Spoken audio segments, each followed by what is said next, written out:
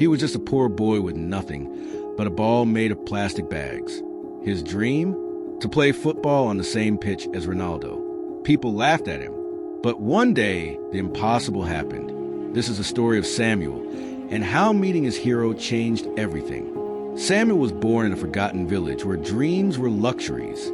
The streets were filled with dust, and the houses barely stood. But every evening, he played football, not with a real ball, just old rags tied together. His feet were bare, his knees always scraped. But in his mind, he was in a stadium. And in that stadium was Ronaldo. Every kick Samuel made, he imagined Ronaldo watching. He'd shout to and mimic his idol's moves. Other kids laughed, but Samuel didn't care. He wasn't playing for them. He was playing for the future. Samuel didn't just admire Ronaldo. He studied him. While others watched cartoons, he rewatched Ronaldo's goals. He memorized the way he ran, the way he celebrated, the fire in his eyes. He wrote CR7 on his shirt with charcoal. His tiny room had torn posters of Ronaldo, gifted by a kind shopkeeper.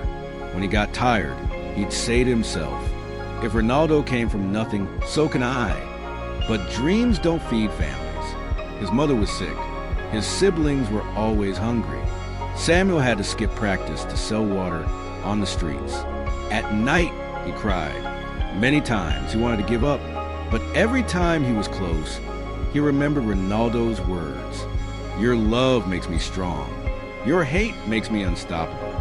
And he chose to keep going. One afternoon, while playing barefoot with his friends, a man stood silently in the corner.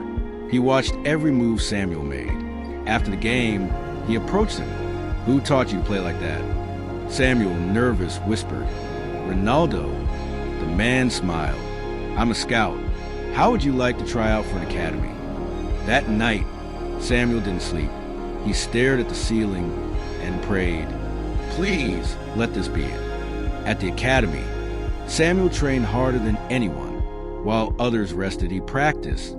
He cleaned his own boots, washed his own jersey, and slept with football by his side. He didn't just want to be good. He wanted to be worthy of his dream. Years passed. Samuel went from local matches to international tournaments. People began to whisper, who is this kid?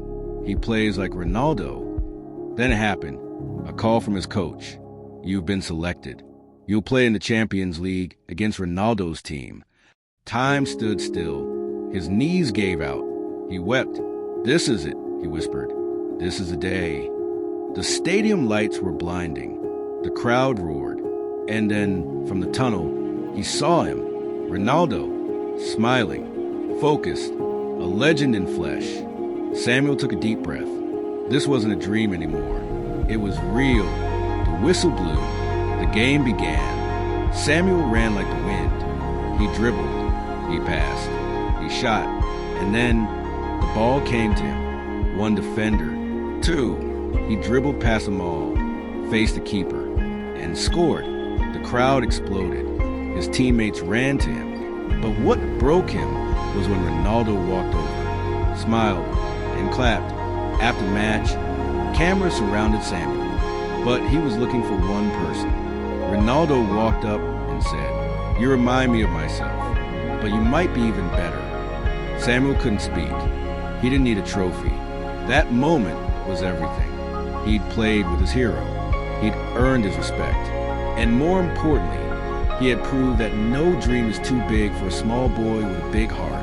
Today, Samuel gives free coaching to kids in poor communities. He buys boots for children who can't afford them. And every time a boy says, I want to be like you, Samuel replies, don't be like me, be greater.